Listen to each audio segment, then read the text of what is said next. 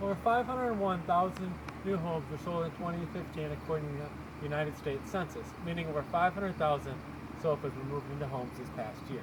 The skill to move a sofa in a house is something that's helpful to you, yourself, and your friends, and can save you a lot of headaches when helping your friends or yourself move into a new apartment or house this fall if they need some help. Ever plan on getting a new apartment or your house for yourself or your special someone? Well, if so, then you're going to have to move yourself in your house with your family and friends, or you're going to have to pay someone to do it for you. Why do that though, when you can learn how to do it yourself and you can save some money?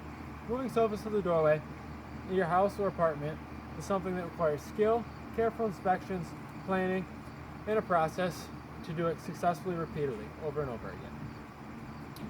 So first, we'll describe what skills are needed. Second, we'll inspect the objects. Third, we'll make a plan. And fourth, we'll execute and bring the sofa to the doorway. Skills are needed to prevent problems that can occur.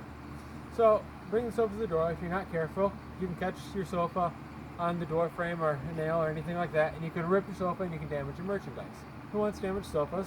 Because if that happens, you're now sitting in your house, new house, damaged sofa, doesn't look good, nobody wants that. So your other option, if it's too difficult to get in without damaging the sofa, you can get a smaller sofa to fit, or you can go without. But everyone wants a sofa in their house, so we're going to show you a process which you can get that sofa from outside like this, inside the house, and you're living it, you're ready to go.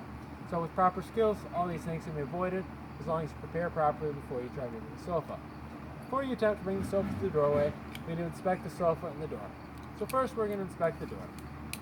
According to Blurton, door sizes range anywhere from 26 inches and above, typically at about 36 inches max. That's big enough for a wheelchair to go through.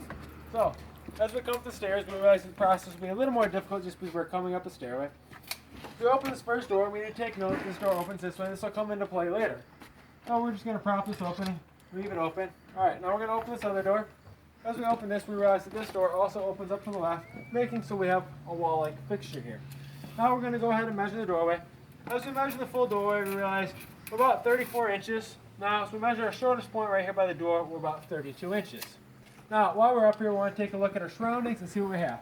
As we look inside, we see we still have this door, which forms like a wall here, but we have this big open space here, which we can bring the sofa to.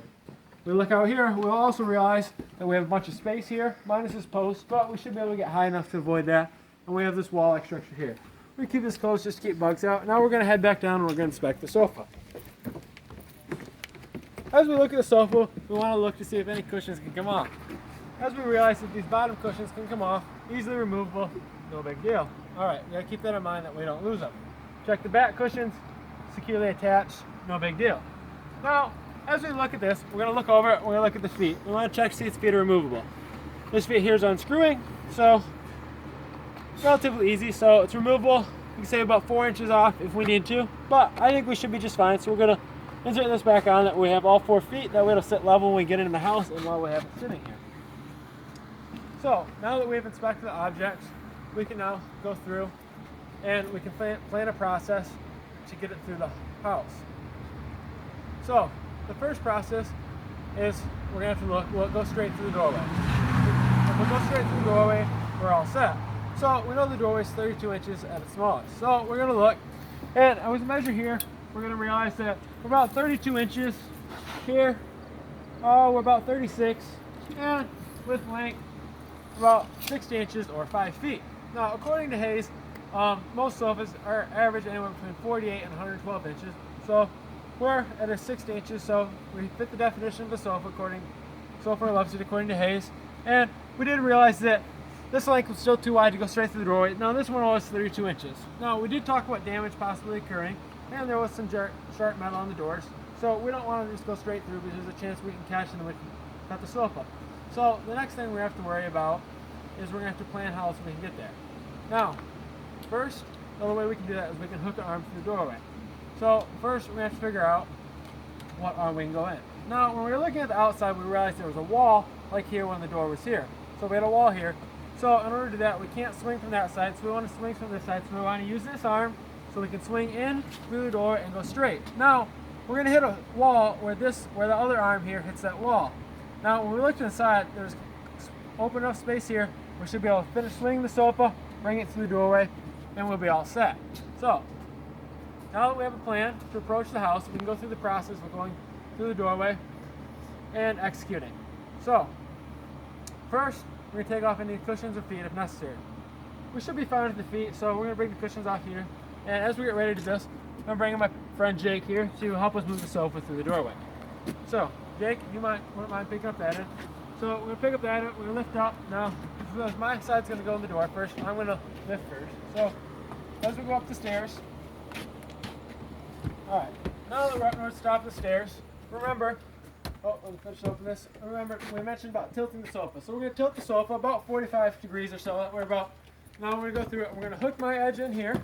Alright, now that I'm in, Jake's going to straighten out. We're going to walk right through until this hits the door. Alright, now that we're there, now I'm going to hook inside.